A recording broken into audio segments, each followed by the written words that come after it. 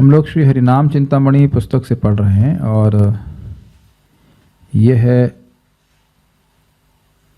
अध्याय 4 है और इसके ऊपर दूसरा दिन है। हम लोग साधु निंदा से के अपराध के बारे में सुन रहे थे कि कैसे इससे बचना चाहिए। देखिए, हमारे घर में एक नल था, उससे पानी बहुत कम आ रहा था। तो अन्य नलों में मैंने चेक किया, वहाँ पानी ठीक आ रहा है। तो आप क्या निर्णय पे आएंगे? ऊपर से पानी की सप्लाई कम है या इस नल में कोई ब्लॉकेज है? क्या उत्तर होगा? बिल्कुल सही उत्तर एकदम स्पष्ट है कि इस नल में ब्लॉकेज है। अगर पानी टंकी में कम होता, यानी सप्लाई में कम होता, तो अन्य नलों में कैसे ठीक से आ रहा होता? बिल्कुल सिंपल सी लौकिक सी बात है, लेकिन आप समझ गए मैं क्या कहना चाहता हूं कि भाई, जो लोग भक्तों के हम क्रॉस सेक्शन को देखें, बहुत सारे भक्तों को अगर देखा जाए तो कुछ भक्तों की प्रगति बहुत अधिक हो रही है। वो भी नाम जप कर रहे हैं, हम भी नाम जप कर रहे हैं, तो उनकी प्रगति अधिक क्यों हो रही? तो ऐसा तो नहीं है कि भगवान की कृपा कुछ कम हो गई है, खत्म हो गई है, या नाम की शक्ति कुछ कम हो गई, नहीं। तो अपराध रूपी ब्लॉकेजेस हैं जो हमें नाम की पूरी कृपा को प्राप्त करने में सक्षम बनाने से रोकते हैं। और उसमें सबसे परम अपराध है सताम निंदा, साधुओं की निंदा। तो जब व्यक्ति सुनेगा कि साधुओं की निंदा अपराध है, तो स्वाभाविक सी बात है, एक प्रश्न हो जाएगा कि साधु कौन है? तो हमने सुना साधु है भगवान का भक्त। तो फिर पूछेंगे कि लक्षण क्या है? तो वहां पे स्वरूप लक्षण और तटस्थ लक्षण का वर्णन हुआ। स्वरूप लक्षण है भगवान श्री कृष्ण के शरणागत होना, और इसका मतलब है भगवान के नाम के आश्रय को स्वीकार करना। देखिए, आश्रय को स्वीकार करना ये एक प्रोसेस है। ऐसा नहीं है कि जो 100% शरणागत हो गया है अब बस वही शरणागत है। जिसने भगवान का आश्रय, नाम का आश्रय लेना शुरू किया है, वह नर्तोयुक्त हो सकता है, सब कुछ है, लेकिन वह अब भगवान के नाम को अपना आश्रय मान रहा है। जैसे कोई व्यक्ति बीमार है, बहुत ज़्यादा बीमार है, तो पहले दिन से वह यही मान रहा है ना कि मैं इस दवा को लेकर ठीक होऊंगा, अन्यथा मैं ठीक नहीं हो सकता। तो क्या वह दवा का आश्रय ले रहा है कि नहीं ले रहा है? पहले दिन से ही ले रहा है। सिंपल सी बात है। तो आश्रय लेना एक प्रोसेस है। कोई 10% आश्रित है, कोई 20% आश्रित है, लेकिन आश्रित भगवान श्री कृष्ण का ही है। मतलब भगवान श्री कृष्ण का ही आश्रित, ऐसे कहना चाहिए, भगवान श्री कृष्ण का ही आश्रित है, लेकिन अब वह अभी पूरी तरह से शुद्ध नहीं हुआ है। वो एक अलग बात है। इसीलिए कहा गया कि जो व्यक्ति भगवान का शरणागत है, हो सकता है कि उसमें तटस्थ लक्षण आपको ना दिखाई पड़े, दयालु और बाकी सारी चीज़ ना दिखाई पड़े, लेकिन क्योंकि वह भगवान का शरणागत है, इसलिए सारे तटस्थ लक्षण अपने आप प्रकट हो जाएंगे। जैसे एग्जाम्पल मैं आपको दूं कि भाई कोई जिम जा रहा है, तो आज भले ही वो सिकड़ी पहलवान है, लेकिन वो जिम जाता रहा तो उसकी बॉडी जो एक्सरसाइज है करने से अपने आप बन जाएगी। बाकी सारे जो लक्षण अपने आप प्रकट हो जाएंगे। मुख्य बात है कि वह नियमित रूप से अभ्यास कर रहा है, एक्सरसाइज कर रहा है। तो आज कोई कहे ये तो टिंगड़ी पहलवान है, तो भाई टिंगड़ी पहलवान है तो इसीलिए तो वह एक्सरसाइज करने के लिए जा रहा है, ताकि वो स्वस्थ लाभ हो सके। मेरी बातें समझ में आ रही होंगी, मैं उदाहरण के द्वारा समझाने का प्रयास कर रहा हूँ। सो लेट्स गो फॉरवर्ड कि क्या है निंदा। पिछले किए पापों को याद करके जो श्री कृष्ण के शरणागत साधु की निंदा करता है, वह नामापराधी है। श्री कृष्ण नाम में जब रुचि उदय होती है, तब एक हरिनाम से ही पिछले सब किए पाप खत्म हो जाते हैं। हाँ, किसी किसी के जीवन में देखा जाता है कि उसमें पिछले किए पापों की कुछ गंध है, अर्थात सभी गंदे पाप में थोड़े संस्कार बाकी हैं, परंतु इसमें घबराने की कोई बात नहीं। श्री हरिनाम के प्रभाव से पाप की वह गंध भी धीरे धीरे खत्म हो जाती है। तब परम धर्मात्मा रूप से उसका परिचय निखर सामने आ जाता है। परंतु जिन दिनों में वह पाप गंध खत्म हो रही होती है, तो साधारण लोगों की नजरों में वह पाप सा ही लगता है। ऐसे में अथवा शरणागति ग्रहण करने से पहले किए हुए पापों को लक्ष्य करके जो वैष्णव अवज्ञा करते हैं, उनका अपमान करते हैं या वैष्णव का निरादर करते हैं, वे पाखंडी हैं। वैष्णव की निंदा रूपी दोष के कारण वे नाम अपराधी बन पड़ते हैं। श्री कृष्ण भी उनसे असंतुष्ट हो जाते हैं, श्री कृष्ण भी और उनका नाम भी। थोड़ा समझने का प्रयास कीजिए।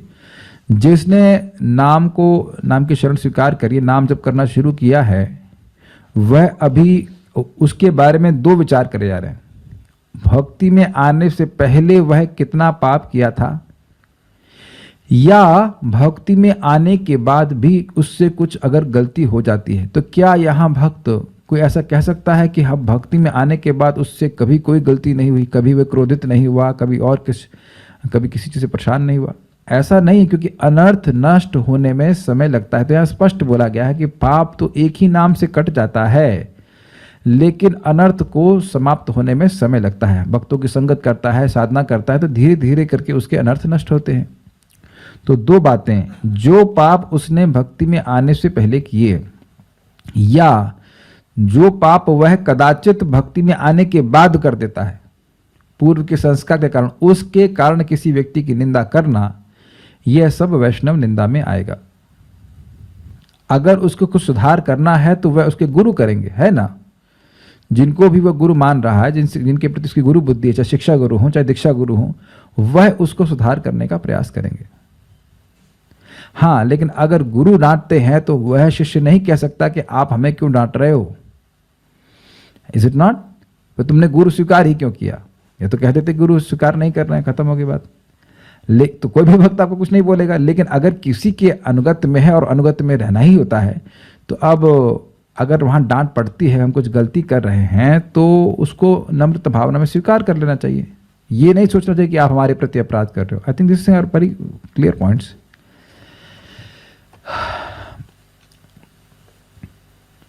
देखिए, इस बात को श्री श्रीधर स्वामी समझाते हैं छठे स्कंद में, कि शुरुआत में जब वहाँ जामिल का प्रसंग आता है कि भाई जब एक ही नाम से पाप कट जाते हैं तो बार बार नाम जप करने के लिए क्यों बोल रहे हैं? क्योंकि वासना रह जाती है, और आप लोग देख रहे हैं कि पाप की वासना अभी भी हृदय में रहती है, और इसी कारण से व्यक्ति लोग गलत कार्य कर बैठते हैं।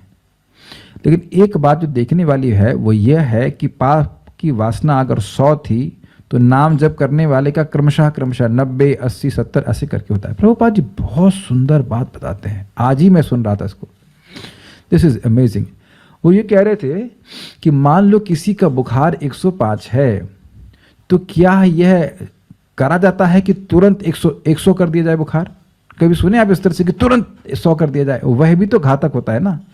आप ऐसा कभी देखें कि एकदम से ठंडा कर दिया जाए तो वह भी तो नुकसान हो जाएगा। क्रमशः क्रमशः क्रमशः क्रमशः दवा के प्रभाव से उसको कंट्रोल में लाया जाता है ना। किसी भी दवा का ऐसे तो दवा का प्रभाव इसी प्रकार से होता है। तो जो व्यक्ति दवा ग्रहण कर रहा है उसको इस बात के लिए अप्रिशिएट किया जाना चाहिए, इसकी सराहना की जानी चाहिए कि कितने ही लोग इस जगत में हैं जो इस हरिनाम रूपी दवा को लेने के लिए भी तैयार नहीं हैं। ये तो नामोच्चारण कर तो रहा है, अब नाम भगवान उस पर कृपा करके उसको शुद्ध कर देंगे। अपने पर अगर आप लागू करें तो देखिए, हम लोगों को अच्छे भक्तों की संगत में रहना चाहिए, जो साधना में लगे हुए हैं, भक्ति में लगे हुए हैं और इस प्रकार के अपराधों से बचते हैं। जो व्यक्ति शास्त्र श्रवण करता है वह शास्त्र की दृष्टि से किसी व्यक्ति के आचरण को देखेगा, नहीं तो यहाँ पे देखिए स्पष्ट लिखा है, सामान्य लोग तुरंत बुराई करना शुरू करेंगे भक्तों की। देखो ये तो भक्ति कर रहे थे, ऐसा कार्य कर दिया। क्या सब लोग बैलेंस कर पा रहे हैं? अगर सामान्य लोगों की आप संगत करेंगे तो उनकी दृष्टि भी सामान्य होती है, उनकी बातें भी सामान्य होंगी और इस प्रकार का अपराध बन जाएगा। उनकी वैष्णवों में मर्त बुद्धि होती है, वो भी तो सामान्य मनुष्य की तरह है ना। ये सब बातें हैं, आप लोग समझ पाए कि कोई व्यक्ति है, उसके भक्ति कर रहा है, करना शुरू किया है, उसके अभी पूरा हृदय शुद्ध नहीं हुआ है, अशुद्ध हृदय के कारण अगर उससे कुछ गलती हो जाती है तो उसकी निंदा करने से कोई फायदा नहीं होगा। अच्छा ये बताइए कि निंदा करने से हुआ क्या? क्या वो ठीक हो गया? हम अगर मान लो निंदा करें, कोई व्यक्ति 100 बोतल शराब पीता था या प्रतिदिन शराब पीता था, अब वो महीने में 2 बार पीता है या मान लो 10 बार भी पीता है, तो 20 बार तो नहीं पी रहा है ना। तो अब आप ये बताएं कि इसकी सराहना की जानी चाहिए कि 20 बार नहीं पी रहा है, या उसकी भर्त्सना की जानी चाहिए कि वो 10 बार पी रहा है? और अगर हमने उसकी भर्त्सना करी तो उससे हो भी क्या जाएगा? वह तो जिंदगी में रोज ही पीता था। बताइए, भक्ति में आने की अगर भक्ति छोड़ देगा तो पूरा ही पिएगा ना। तो उम्मीद है कि बात आप समझ पाएंगे। उदाहरण एक और दिया जाता है कि व्यक्ति अगर स्नान करने जा रहा है तो उसकी सराहना की जाती है कि भाई वो स्नान करने जा रहा है। तो क्या आप लोग या मैं स्नान करते जाते हैं तुरंत ही पवित्र हो जाते हैं? नहीं, अब कुछ समय लगता है, पहले पानी गिरता है, फिर साबुन लगाते हैं, रगड़ रगड़ के साफ करते हैं, तब कुछ मैल जाता है। और उसमें भी आप जानते हैं कि एक बार के स्नान से सारा मैल नहीं जाता है। जो व्यक्ति कभी ना स्नान किया हो, सोचिए उसका शरीर कितना गंदा हो जाएगा। एक जन्म में अगर कोई स्नान ना किया हो 30-40 साल तक, कितना शरीर गंदा हो जाएगा। तो क्या एक ही दिन में सैफ हो जाएगा? नहीं होगा। लेकिन वो स्नान करना शुरू किया, इस बात की सराहना की जाती है। इसीलिए हमें कई बार भक्त लोग बोलते हैं, प्रभु जी ये तो भक्त हैं, ये ऐसा आचरण क्यों कर दिया? अरे अभी भक्त हो नहीं गए हैं, भक्ति के प्रोसेस में है, ये अच्छी बात है, बाकी धीरे धीरे करके वो शुद्ध हो जाएंगे। ये बहुत इंपॉर्टेंट है, क्योंकि इससे हमें कोई लाभ नहीं होता, और भक्तों की निंदा करके और इससे हमारा बहुत बड़ा नुकसान नाम के प्रति हो जाता है, नाम के प्रति आकर्षण के प्रति हो जाता है। तो उम्मीद है कि तो क्लियर होगा। नेक्स्ट, श्री कृष्ण के प्रति शरणागति ही साधु का लक्षण है। जो अपने को साधु बोलते हैं वे दाम्भिक हैं। जो वास्तविक साधु है, भक्त है, साधु मतलब सदाचारी, तो ये सदाचार का, मर्यादा का लक्षण नहीं है कि व्यक्ति अपने को साधु बोले, भक्त बोले, ये वो। हाँ, आपको ये व्यक्ति पूछता है कि आप क्या कृष्ण के भक्त हैं, तो व्यक्ति बोल सकता है कि हाँ भाई हम हैं, लेकिन वो जानता है कि भी कितना बड़ा भक्त बना है वो। Is it okay? जो श्री कृष्ण के शरणागत होते हैं वे हमेशा श्री कृष्ण नाम कीर्तन करते रहते हैं तथा श्री कृष्ण की कृपा के ऐसे शरणागत व्यक्ति ही साधु कहलाते हैं। श्री कृष्ण भक्त के अतिरिक्त और कोई साधु नहीं होता तथा जो अपने को साधु कहते हैं वे धर्म ध्वजी तथा घमंडी हैं। वे तो अपने वेश को दिखाकर अपने पेट पूजा करते रहते हैं। देखिए, एक इम्पॉर्टेंट बात है, इस जगत में जो लोग भी कहते हैं ये व्हाटएवर, ये सनातन धर्म रक्षा आंदोलन, ये वो ऐसा करके बोलते हैं, वो प्रायः सनातन धर्म को हिंदू धर्म से कंफ्यूज कर जाते हैं, जबकि सनातन धर्म आत्मा का धर्म है और वो इस प्रकार की यलगार करने के लिए नहीं है कि लोगों से झगड़ा करे, बल्कि जो सनातन धर्म को समझता है, आत्मा के शाश्वत धर्म को समझता है, वो झगड़े को तो बिल्कुल ही नहीं करेगा। That's a waste of time. नहीं, धर्म ध्वजी समझते हैं। धर्म ध्वजी का मतलब है वो धर्म का ध्वजा लेके घूम रहा है, लेकिन धर्म का क्या मतलब है वो नहीं जानेगा। इतने ऐसे कैसे भी लोग जो घूमते हैं यहाँ पे, उनसे अगर पूछ लिया जाए कि वास्तविक धर्म क्या है, तो वह उसका उत्तर नहीं दे पाएंगे। वो हिंदू धर्म, मुसलमान धर्म, इस प्रकार का परिचय देंगे धर्म का, लेकिन धर्म का मतलब आप समझते हो किसी भी वस्तु का वह गुण जो स्वरूपगत गुण, जो उसको आप उसको अलग अलग नहीं कर सकते। तो आत्मा का स्वरूपगत गुण ही है कि वह कृष्ण की सेवा करेगा। तो जो लोग कृष्ण की सेवा में लगे हुए हैं वो वास्तविक रूप से साधु हैं, वो धर्म को मानने वाले हैं, और बाकी लोग तो केवल धर्म का ध्वज लेके घूम रहे हैं। यही बात यहाँ पे भक्तिनाथ ठाकुर जी समझा रहे हैं। आई मीन टू से हरिदास ठाकुर जी समझा रहे हैं। कम शब्दों में साधु निर्णय। जो वास्तविक साधु होता है, भगवत भक्त होता है, वह कहता है कि मैं तो हीन हूँ, एकमात्र श्री कृष्ण की शरण में हूँ, एवं जिसके मुख से हर क्षण श्री कृष्ण नाम ही उच्चारित होता रहता है, वही साधु है। ध्यान देना होगा कि हीन है बोल रहा है और हीन समझता भी है। उसके मन में यह भावना नहीं है कि वह भगवान ही, अभी तो हीन है और भजन करके वह भगवान बन जाएगा। देखिए, हीन है, इससे हीन भावना मतलब उस तरह से नहीं आएगी जैसे कि यहाँ पे लोगों को डिप्रेशन में आ जाती है।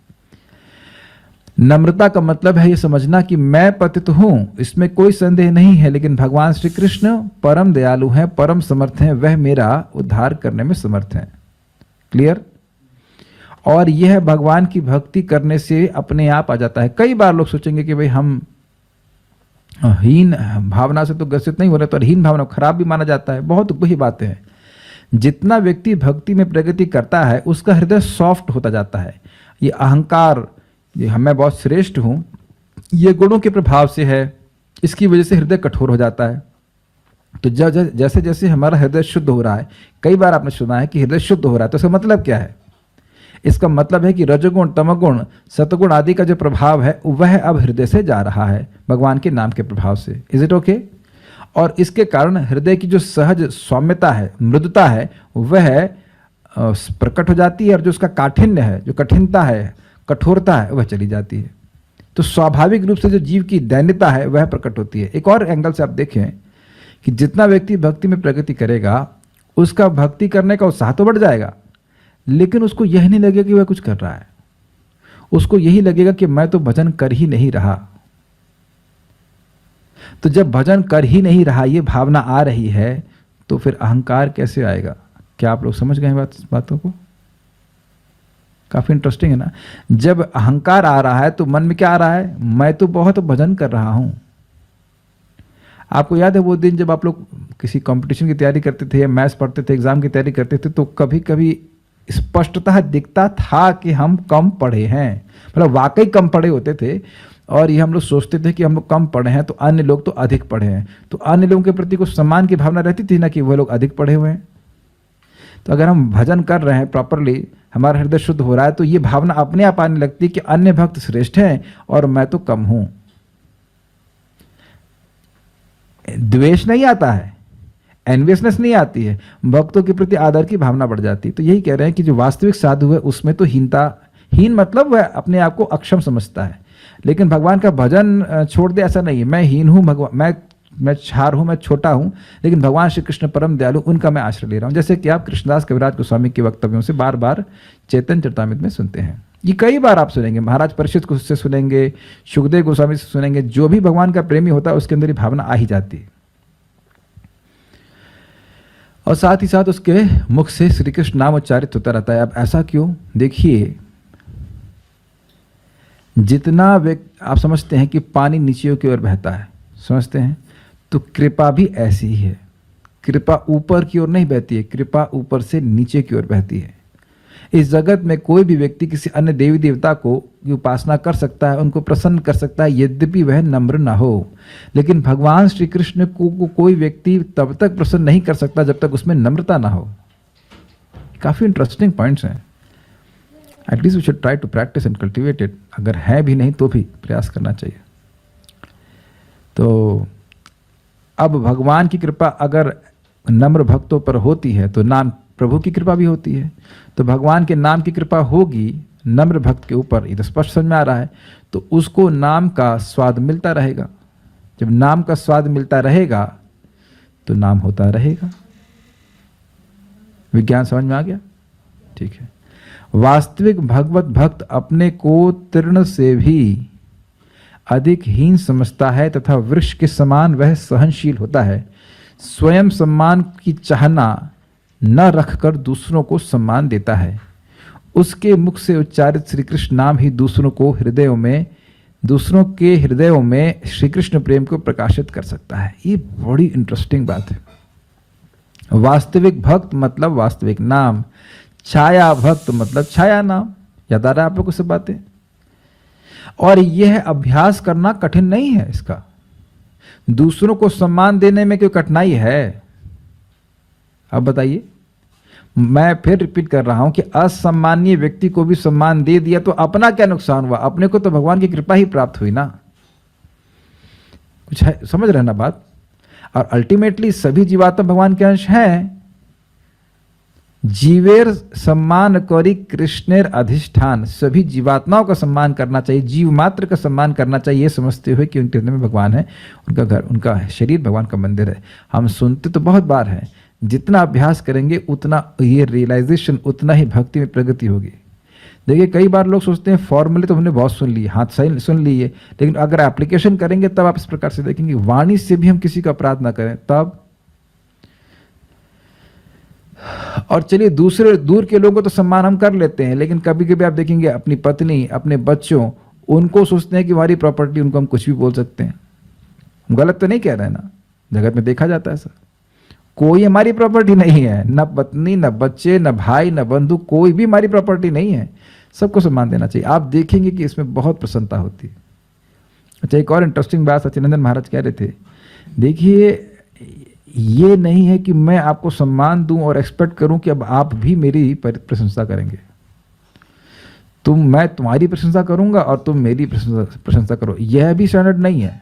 मैं भक्तों की सराहना करूंगा, भले कोई हमारी सराहना करे या ना करे, और इस बात से भगवान आपकी सराहना करेंगे, नाम प्रभु आपकी सराहना करेंगे। ये भक्त बहुत अच्छा है, ये मेरी कृपा का पात्र है। अब आप कहेंगे प्रभु जी ये गुण नहीं हो तो क्या करें?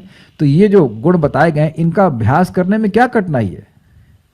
अरे भाई, सबको सम्मान नहीं दे पा रहे तो कुछ लोगों को तो सम्मान देना शुरू कीजिए। गुरु को सम्मान दें, वैष्णव को सम्मान दें, ये तो है ना कहीं से तो शुरू करे व्यक्ति। ये बहुत बहुत अच्छी बातें हैं, क्योंकि ये श्लोक समझ लेंगे तो भगवत प्रेम प्राप्त करना बड़ा आसान होगा। इसमें लिखा है वृक्ष के समान सहनशील होता है, तो उसका मतलब क्या है? बहुत अच्छे मतलब चैतन्य चरितामृत में बताया गया है कि देखिए, अब बड़ा कठिन लगता है, लेकिन वृक्ष को काटता भी है कोई तो वह प्रतिकार नहीं करता। जो उसको काटने के लिए आता है उसी को छाया देता है। है ना, दोपहर में देखा जाता है कि लकड़हारे आते हैं और पेड़ की छाया में वो आश्रय लेते हैं, उसी पेड़ को वो काटते हैं। तो बड़ी अजीब सी बात है। तो अरे ऐसे कैसे, जो हमारा अपकार कर रहा है उसके प्रति हम उपकार क्यों करें? क्योंकि अगर भगवत प्रेम चाहते हैं तो ऐसा गुण हमें कल्टीवेट करना होगा, जिस भी लेवल पे हो। देखिए, कोई भी व्यक्ति अगर हमारे प्रति खराब बर्ताव कर रहा है तो वो केवल अज्ञान के कारण है। अगर उसको ज्ञान होगा तो खराब बर्ताव नहीं करेगा। इसे रोके। तो इसलिए व्यक्ति सहन करे कि भाई ये खराब आदमी नहीं है, ये अज्ञान में पड़ा है, माया में पड़ा, इसलिए अजीब अजीब सी बातें कर रहा है, ये हमारे प्रति निंदा आदि कर रहा है। इसके द्वारा अपने चित्त को स्थिर करने का प्रयास कीजिए। मैं करना चाहिए, यद्यपि ये बहुत कठिन कार्य है। लेकिन एक बात बताइए, क्या इस जगत में सारा ट्रीटमेंट हम लोग को वैसे ही मिलेगा जैसे हम चाहते हैं? क्या हम लोगों के दामाद हैं क्या? नहीं। तो कुछ ना कुछ ऐसी व्यक्ति या वस्तु या कुछ ना कुछ ऐसा रहेगा जो व्यक्ति आपको परेशान करेगा ही। अब अगर उसमें पर हम लोग परेशान ही होते रहे तो नाम जप कब करेंगे? तो मैं समझ रहा हूं कि भक्तों के मन में बहुत सारी दुविधा होगी। अरे पहले इन गुणों को लाएं तब नाम जप करें, या नाम जप करने से गुण आ जाएगा? प्रश्न आ सकता है। देखिए, नाम जप करें with N aspiration that these qualities में कम इन आवर हार्ट। ये भक्तिविनोद ठाकुर जी के वचन भी है किस प्रकार से, जब कब वो दिन आएगा जब मैं तृण से भी अधिक अपने को हीन मानूंगा, दूसरों को सम्मान दूंगा, स्वयं सम्मान की अपेक्षा नहीं करूंगा। ये गुण आ गया तो भगवत प्रेम का दरवाज़ा खुल गया। समझ लीजिए कि मान लीजिए एक दरवाज़ा है जो खजाने का दरवाज़ा है, तो दरवाज़ा खोलेगा तभी ना खजाना मिलेगा। तो प्रेम रूपी खजाने का दरवाज़ा है ये तृणादपि श्लोक। हम कई बार सुन चुके हैं लेकिन उतनी ही बार भूल भी चुके हैं। अगर इसका अभ्यास कर लिया तो नाम जप आसान हो जाएगा, और इसका अभ्यास नहीं करेंगे तो नाम जप कठिन ही लगेगा। तो ऐसा नहीं कि मैं इस स्तर पे हूं, प्रयास करना चाहिए। एक और बात थी वृक्ष के बारे में कि जो व्यक्ति जो चाहता है, अगर वो संगत है तो उसको दिया जाना चाहिए। जैसे पेड़ के पास जो फल हैं वह दूसरों को देता है, वो उसके लिए नहीं होते। तो ये भी एक आप सीख लें कि जो वस्तु हमारे पास है वह किसी ज़रूरतमंद को दें, तो इससे भी भगवान का प्रेम बढ़ता है। मेरी बात समझ में आ रही है? जैसे मान लीजिए अब यहाँ मेरे को भगवान की कृपा से कुछ शास्त्र समझ में आता है, तो मैं अगर इसको नहीं दूंगा तो मैं एनवियस समझते हैं, द्वेषी हो जाऊंगा, मेरा भगवान के प्रति प्रेम कम हो जाएगा। ये बात हमेशा ध्यान रखें। किसी को भगवान धन देते हैं, किसी को भगवान ज्ञान देते हैं, किसी को किसी भी तरह से जो सामर्थ्य दिए हैं जिसके द्वारा अन्य भक्तों का, अगर स्पेसिफिकली कहें, भक्ति बढ़ती हो, तो वह कार्य करे तो उससे उसका प्रेम भगवान के प्रति बढ़ेगा। ये सबको क्लियर समझ में आ रहा है? एक मैं कथा सुनाना चाहता हूँ, असली घटना परम पूज्य इंद्रद्युम्न महाराज सुना रहे थे, यही वृक्ष के ऊपर सहनशील होने के बारे में। वो बता रहे थे, अपने ही परम की घटना थी कि एक बार उनके गले में कुछ समस्या हो गई। वो जोर जोर से गाते थे, उस जमाने में माइक तो हुआ नहीं करते थे, तो गला लैरिंग्स बोलते हैं, क्या बोलते हैं, कॉर्ड्स होते हैं, वोकल कॉर्ड्स। तो वोकल कॉर्ड्स में कुछ प्रॉब्लम आ गया और उस कारण से वह बोल नहीं पा रहे थे। तो डॉक्टर ने कहा कि आपका ऑपरेशन होगा। तो ठीक है, ऑपरेशन जब हो रहा था तो महाराज जी को बेहोश कर दिया गया। बहुत अच्छी कथा है। तो अब जब बेहोश किया तो कुछ ही कारणवश वह दवा ठीक से कार्य नहीं करी, ऑपरेशन शुरू हो गया और उस ऑपरेशन के बीच में ही महाराज जी को होश आ गया। तो महाराज जी आर्मी में थे पहले, तो बहुत स्ट्रांग उनकी बॉडी, आप लोग देखे हो अगर इंद्रद्युम्न महाराज जी को।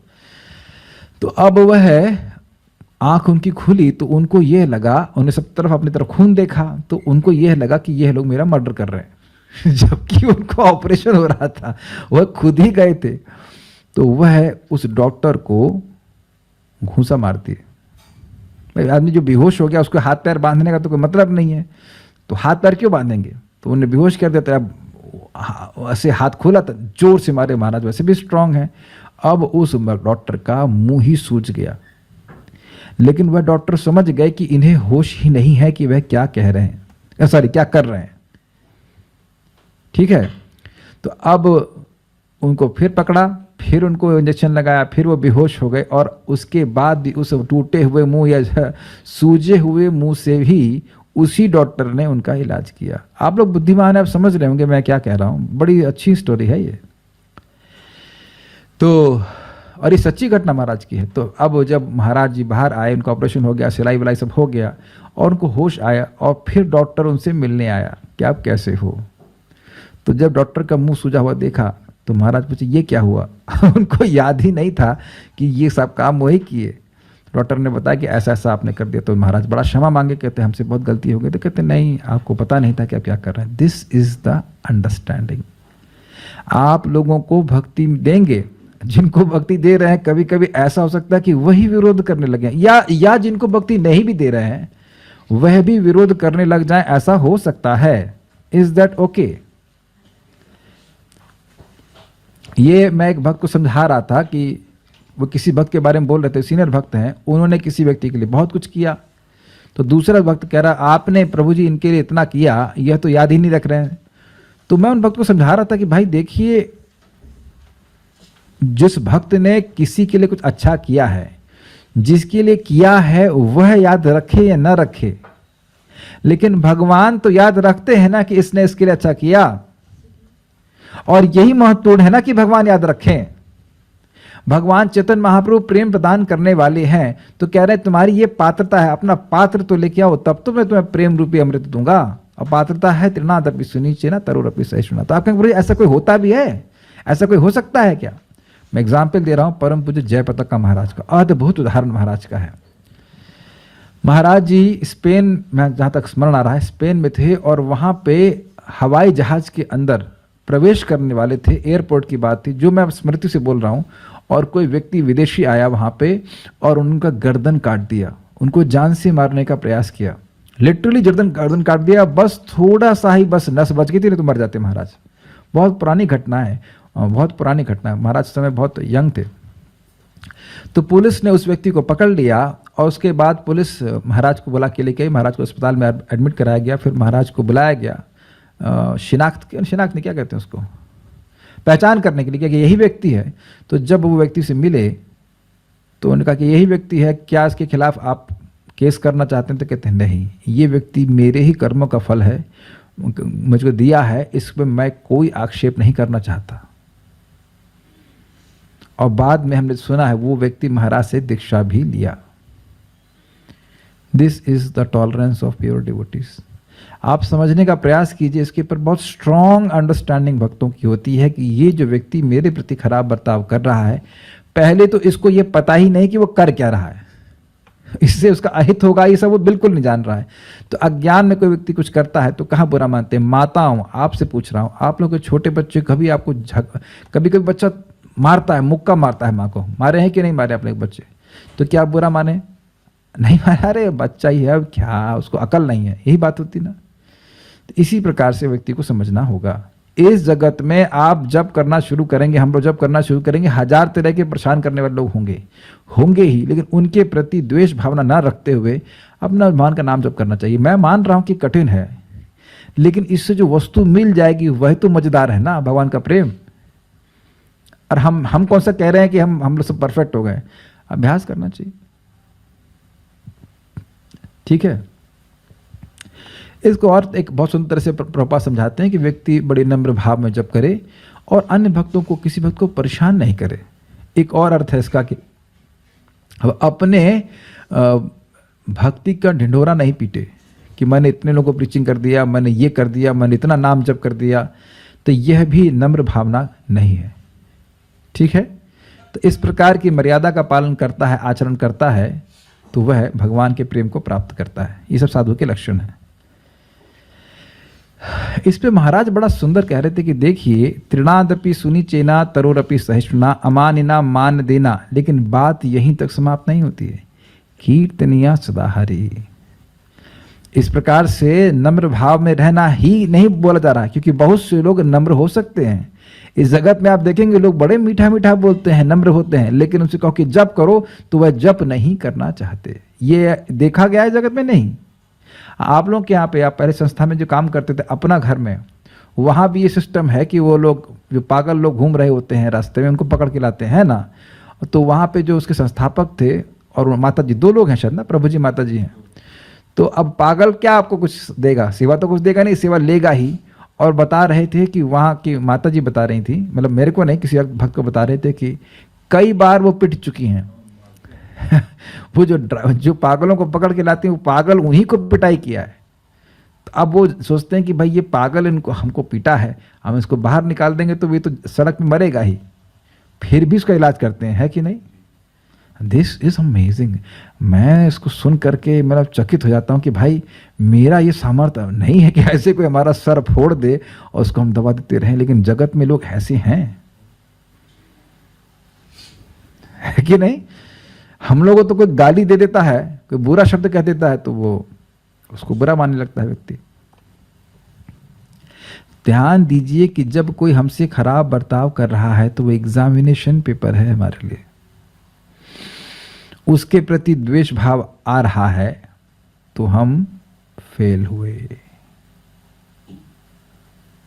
Is that okay? It is little heavy. लेकिन अब स्वाभाविक सी बात है कि मान लो वही फॉर एग्जाम्पल लें कि जो व्यक्ति पागल है वो मार रहा है तो अपना बचाव तो व्यक्ति करेगा ना, ये तो नहीं कि मेरा सर फोड़ते रहो, लेकिन द्वेष नहीं, फिर भी उन पर कृपा करना कितना अमेजिंग है ना।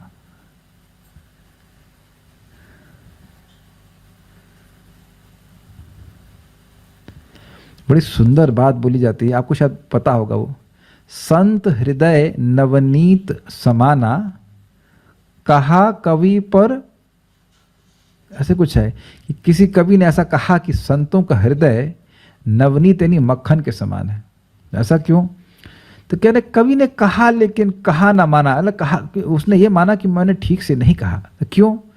तो अब मुझे उसके प्यार याद नहीं है, लेकिन उसमें बोलते हैं कि देखिए मक्खन को जब खुद ताप दिया जाता है तब वह पिघल जाता है, लेकिन संत दूसरों के ताप को देख करके पिघल जाते हैं, दूसरों को दुख को देख करके पिघल जाते हैं। ये सब भगवान की भक्ति के प्रभाव से होता ही है, होता ही है। इसीलिए भक्तों के आश्रय में रह के भगवान का नाम उच्चारण करना चाहिए। हमारी गलतियों के बाद भी भक्त हमारी गलतियों को क्षमा करते हैं और वो देखते हैं कि यही देखते हैं कि भगवान की भक्ति कर रहा है। जैसे श्रील प्रभुपाद का कितना सुंदर एग्जाम्पल याद आ रहा है। प्रभुपाद जी प्रवचन कर रहे थे और एक व्यक्ति पूरी तरह ड्रग्स में धुत था और प्रभुपाद जी के लिए वह टॉयलेट पेपर लेके आ रहा था। तो कुछ लोग उसको रोकने का प्रयास कर रहे थे, तो प्रभुपाद ने कहा नहीं जाने दो, he wants to render some service. Prabhupada ने कहा कि वह व्यक्ति सेवा करना चाहता है। प्रभुपाद जी जब गृहस्थ आश्रम में थे तो वह किसी समय में किसी गौड़िया मठ के प्रेसिडेंट या को प्रेसिडेंट रहे थे। तो कुछ भक्त परेशान कर रहे थे, दिस इज अमेजिंग, कुछ भक्त परेशान कर रहे थे, नियमों का पालन नहीं कर रहे थे ठीक से, जो भी कारण रहा, ठीक आचरण नहीं कर रहे थे। तो प्रभुपाद के जो अन्य व्यक्ति थे अधिकारी, वो कहे इन लोगों को जाना चाहिए जो लोग खराब बर्ताव कर रहे हैं। तो प्रभुपाद कहते हैं ये क्यों जाना चाहिए, हमें जाना चाहिए, हम इनको ठीक नहीं कर पा रहे। ये अद्भुत बात है ना, कैसे श्रील प्रभुपाद जी सोचते हैं। इसीलिए प्रभुपाद की बहुत बड़ी दया। प्रभुपाद जी अगर बोल दिए होते कि 32 माला करो और 4 नियम का पालन करो, भगवान के पास जाओ, तो शायद हम में से बहुत लोग तो हाथ खड़ा करते ना, हम नहीं कर पाएंगे, नहीं कर पाएंगे ना। इनकी दया है कि बोले कि 16 माला जाप करो, 4 नियमों का पालन करो, इसी जन्म में तुम भगवान के पास चले जाओगे। ये सब उनकी दया के ही कारण है। दया समझ उफनने वाली दया, ऐसा नहीं थोड़ी थोड़ी दया उफन रही है, उस व्यक्ति कातर हो जाए। कातर मतलब समझते हैं, कोई व्यक्ति कातर हो जाए किसी चीज को करने के लिए, कातर नहीं, आतुर हो जाता है तो वो ध्यान नहीं देता है। जैसे अब शब्द है कामातुरम न भयम न लज्जा, जो काम से आतुर हो जाता है उसको न भय होती है न लज्जा होता है। तो जैसे व्यक्ति आतुर हो जाता है मतलब तुल जाता है करने के लिए, ऐसे ही जीवों पे दया करने के लिए आतुर रहते हैं वैष्णव आचार्य श्रील प्रभुपाद जी और वैष्णवगण। समझ रहे?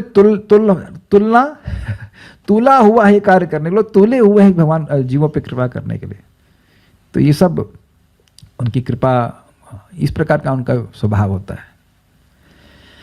नाम पारायण वैष्णव ही साधु हैं। नामाचार श्री हरदास ठाकुर जी कहते हैं कि इस प्रकार के अर्थात ऊपर जो कम अक्षरों में साधु के लक्षण बताए गए हैं, तृणादपि सुनिचेना तरुरपि सहिष्णुना अमानिना मार देना कीर्तनिया सदा हरि, ऐसे जो लक्षण बताए गए हैं, ऐसे साधु के मुख से जब मैं एक श्री कृष्ण नाम सुनता हूं तो मैं उसे वैष्णव समझकर प्रणाम करता हूं।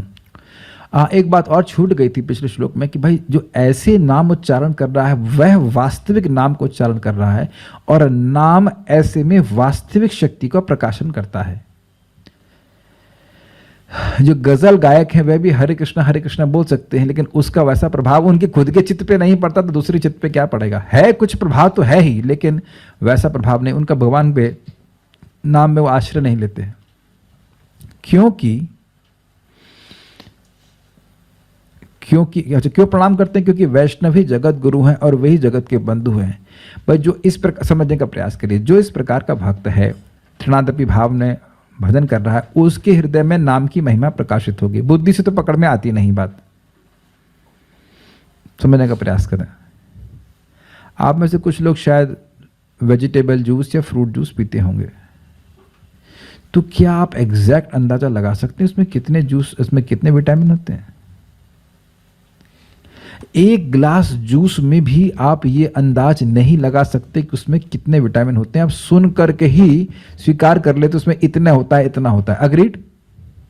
बुद्धि के द्वारा भी तो समझ में नहीं आता। तो आप बताइए कि भगवान के नाम का जो शक्ति है उसमें कितने क्या लाभकारी चीज है, वो कैसे हम अपने आप निर्णय कर लेंगे?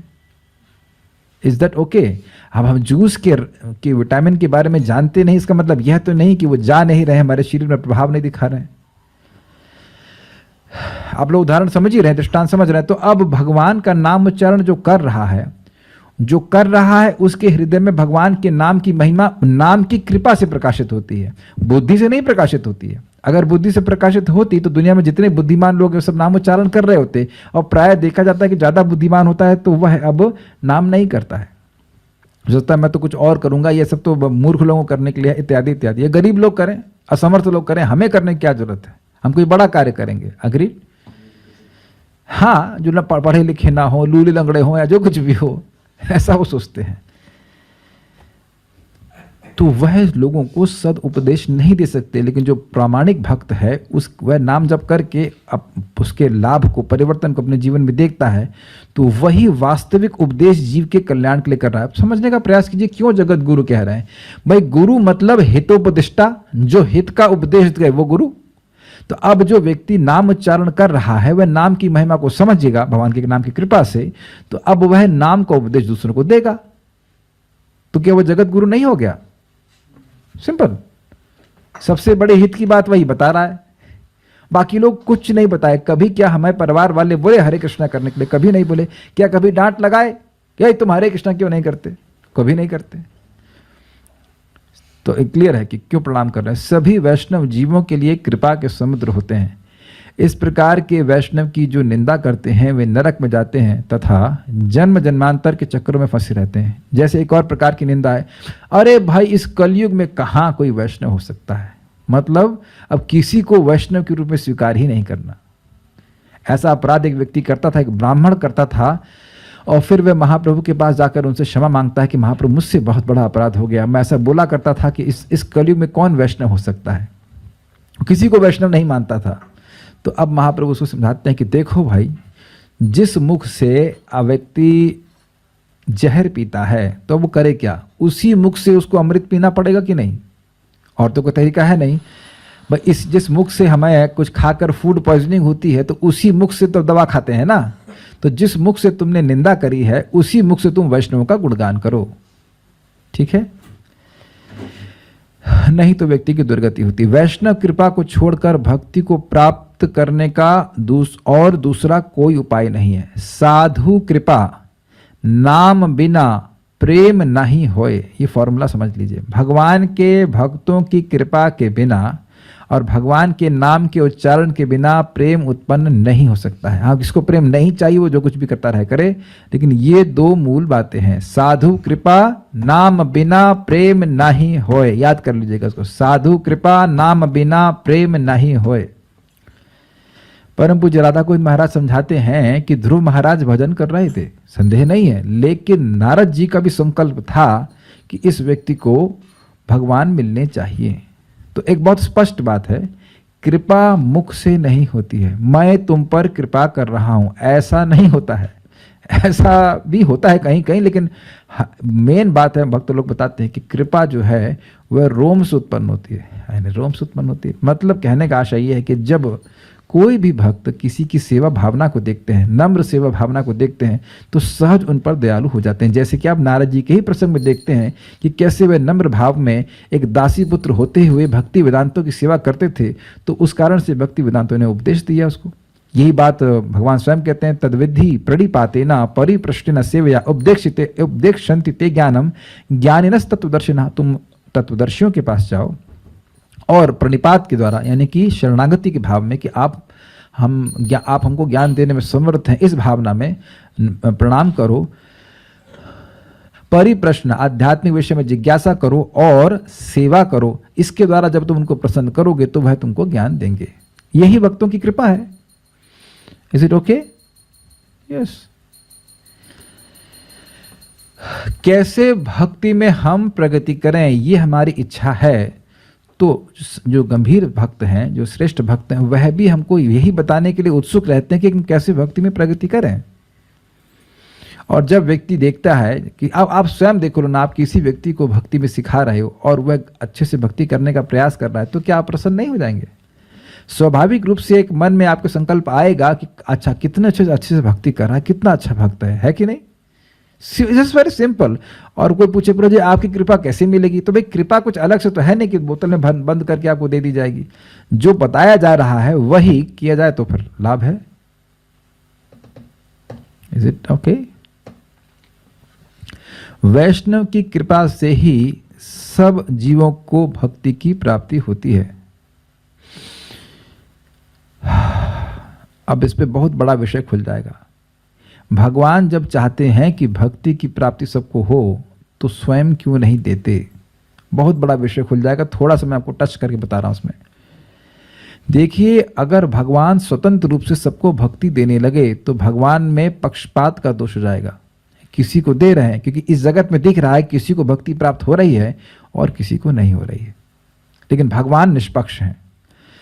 अब वैष्णवों की अगर बात करें तो वैष्णव कौन वैष्णव प्रचार करता है? मध्यम अधिकारी, जो भगवान से प्रेम प्राप्त करने का प्रयास कर रहा है, भगवान से प्रेम जागृत करने का प्रयास कर रहा है, भक्तों से मैत्री करता है, जो मासूम है उन पर कृपा करता है, उनको उपदेश देता है, और भक्ति का, और जो द्वेषी है उनसे द्वेष नहीं करता, उनकी उपेक्षा करता है।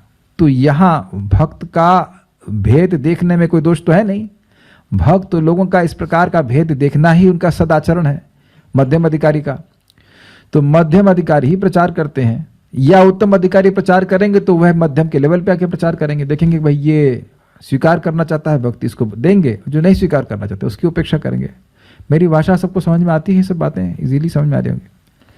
तो ऐसे में भगवान की ही कृपा एक वैष्णव दूसरे को दे रहा है, वो अपनी बात नहीं कह रहा है, लेकिन क्योंकि वो भेद देख रहा है इसलिए किसी को भक्ति प्राप्त होगी जो वैष्णव के प्रति अनुकूलता से व्यवहार करेगा, और कुछ लोगों नहीं मिलेगी जो मतलब उपेक्षा कर देंगे। ये सिस्टम होता है। इसीलिए कह रहे हैं कि भक्तों वैष्णव की कृपा से ही जीवों को भक्ति प्राप्त होती है। ऐसा तो नहीं है ना कि हम लोगों को सीधे भगवान आके प्रवचन कर रहे हो, और ऐसा भी नहीं है कि हम वैष्णव से सुन रहे हो तो वह भगवान से सुनने से भिन्न हो। मेरी बात दूसरी समझ में आई? अगर भगवान आपके सामने होते तो यही कहते हैं ना कि मेरा स्मरण करो, मेरी पूजा करो, मेरे भक्त बनो और मुझे नमस्कार करो, है ना? और भक्त क्या बोलते हैं? तुम भगवान का स्मरण करो, भगवान के भक्त बनो, भगवान की पूजा करो और भगवान को नमस्कार करो। अंतर तो नहीं हुआ। मैं फिर से रिपीट कर रहा हूं, भक्त लोग जो बोलते हैं परंपरा में, वह हमारे लिए भगवान से सुनने के ही समान है, एग्जैक्टली। लेकिन भगवान स्वयं आकर के हमारे जीवन में नहीं दखलंदाजी करते हैं। तो इसीलिए कहा जा रहा है कि भगवान की कृपा भक्तों की कृपा के पीछे ही चलती है, इसलिए भगवान के भक्तों की कृपा से ही हमको भक्ति प्राप्ति होती है। क्लियर है? ठीक है। वैष्णवों के देह में श्री कृष्ण शक्ति रहती है, ऐसे वैष्णव को स्पर्श करने से भी कृष्ण में भक्ति उदित हो जाती है। इसका क्या प्रमाण है? देखिए, आप कौन सी ऋषि थे जिनकी हड्डियां दान की, तो क्या नाम है उनका, दधीची ऋषि। दधीची ऋषि भगवान नारायण का मंत्र बोलते थे, इसे कहते हैं नारायण कवच। तो उस नारायण कवच के प्रभाव से वह नारायण कवच का तेज उनकी हड्डियों में प्रवेश कर गया था और उसी हड्डी से वज्र बना। उनके मरने के बाद नहीं, इन द सेंस ऐसा नहीं कि वृद्ध होकर मर गए फिर हड्डियां निकाली गई। उनसे कहा कि आप शरीर छोड़ दीजिए और हम सबका हड्डियों से वज्र बनाएंगे। उन्होंने कहा ठीक है, क्या दिक्कत है। पहले थोड़ा परीक्षा दिया देवताओं का, लेकिन फिर कर दिया। ऐसे होते हैं भक्त। लेकिन इतने शक्तिशाली उनकी हड्डियां हो गई थी भगवान के नाम के उच्चारण के द्वारा, नारायण कवच के द्वारा। ये श्रीमद् भागवत में आप सुनेंगे। एक और अन्यत्र हम सुनते हैं कि एक व्यक्ति थे, उन देवता थे और वो विमान लेके जा रहे थे, तो धम से उनको विमान गिर पड़ा। तो उनको बड़ा आश्चर्य हुआ। तो आगे जाके मालूम चला कि एक ब्राह्मण था, वह भगवत गीता के किसी एक अध्याय का पारायण करता था और उसकी हड्डियां उस स्थान में दफन थी, जो भी रहा उसका कुछ, तो उसके ऊपर उनका विमान चला गया, इसलिए वो गिर पड़े। तो हम खाली ये कहना चाहते हैं कि जो भगवान का भजन करते हैं उनके शरीर में भी भगवान का तेज निहित होने लगता है, एब्जॉर्ब होने लगता है। शरीर से, मन से, वाणी से सबसे पवित्र हो जाता है। भाई ये तो आप समझते ही है ना कि जो बात हम बोलते हैं वह उस जल में प्रवेश कर जाती है जहां पे वो जल होता है। ये बातें समझते हैं, ये बड़ा विज्ञान है। तो आपके शरीर में खून नहीं भरा हुआ है, तो हरे कृष्णा बोल रहे हैं, तो वह पूरे शरीर में नहीं प्रवेश कर रहा है। It's amazing. ये कथा तो मैंने साक्षात पढ़ी। एकदम से एक दिन मुझे कौतूहल हुआ कि शिव पुराण पढ़े। ऐसे ही मैं ढूंढ रहा था कहीं इसमें लिखा है कि शिव जी परम सत्य हैं। तो खैर वो तो हमको उतना पूरा नहीं पढ़ा, थोड़ा मुझे थोड़ी सी चीज पढ़ी थी। एक राजा था और वह राजा बहुत वैश्याओं का संग करता था। तो उसकी शादी भाग्य से एक अच्छी राजकुमारी से हो गई। और राजकुमारी शिव जी की भक्त थी और बहुत ही पुण्यात्मा थी। तो वह राजकुमारी कहती है कि हे राजा, आप मेरा स्पर्श नहीं कर सकते क्योंकि आप बहुत वैश्याओं का संग किए, आप बहुत पाप से युक्त हो गए हैं। कुछ समझ में आ रहा ना, पाप शरीर में विद्यमान है। तो अब वह क्या कर सकते, तो कहते हैं क्या करूं। तो फिर उन्होंने कहा कि आप शिव जी का नाम लीजिए, शिव जी का नाम मंगलमय है, उसके पाप नष्ट हुए। फिर आगे जो कुछ हुआ। तो ये कहने का आशय है कि जो व्यक्ति नाम उच्चारण करते हैं, भक्ति करते हैं, उनका दर्शन ही पवित्र करने वाला। आपने सुना नहीं ना, इति मंत्र अभिधानेना मंत्र मूर्ति मूर्तिकम यजेत यज्ञ पुरुषम स सम्यक दर्शन पुमान। जो इस वैष्णव मंत्र से भगवान विष्णु की उपासना करता है तो वह व्यक्ति सम्यक रूप से भगवान को देखने में समर्थ हो जाता है और उसके दर्शन से लोग कृतार्थ हो जाते हैं। तो ये सब बातें कही जा रही हैं कि भक्तों के पास बैठना और उनके संग नाम जप करना, ये सब उनको देखना भी पवित्र करने वाला है। वैष्णव की झूठन, वैष्णव के चरणों का जल तथा वैष्णव के चरणों की धूलि, ये तीनों ही भक्ति की साधना में बल प्रदान करने में बड़े प्रभावशाली हैं। प्रभुपाद जी कहीं अन्यत्र कहते हैं कि अगर किसी भक्त की वैष्णव की झूठन स्वच्छा से ना मिले तो चोरी भी कर लेना चाहिए। अब इस पे भी कथा है, लेकिन अभी हम उसको कथा को यहाँ पे नहीं सुना रहे। कालिदास नाम के भक्त थे। वो कालिदास ने जो कवि के बारे में बोल रहा है वो नहीं, एक कालिदास और थे, कालिदास ही तो नाम था। वो चुरा करके सब भक्तों की जूठन खाते। तो अंततः उनको चैतन्य महाप्रभु के चरणों के जल प्राप्त हुआ। वैष्णव के द्वारा शक्ति संचार हम कल चर्चा करेंगे। इतना हो गया। आप लोग प्रयास कीजिएगा इस बातों को जो हमने सीखा है कुछ अप्लाई करने के लिए। श्री हरि नाम चिंतामणि की जय, श्रील प्रभुपाद की जय, निताई गौर प्रेमानंदे। एक बात हम बोल करके रुकेंगे कि देखिए हर भक्त को जीवन में आचरण करना क्या है। साधु संग, साधु सेवा, नाम संकीर्तन, जीव दया। एक मिनट, क्या है? साधु संग, साधु सेवा, नाम संकीर्तन, सर्व जीवे दया एई भक्त आचरण। साधु संग, साधु सेवा, नाम संकीर्तन और सभी जीवों पर दया करना ही भक्तों का आचरण है। अगर कोई ऐसा करता है तो निश्चित रूप से उसको नाम की कृपा प्राप्त होगी। बार बार हम इसको बोलेंगे, बार बार याद करेंगे, अपने जीवन में अप्लाई करने का प्रयास करेंगे। ठीक है, तो यहाँ रुकते हैं।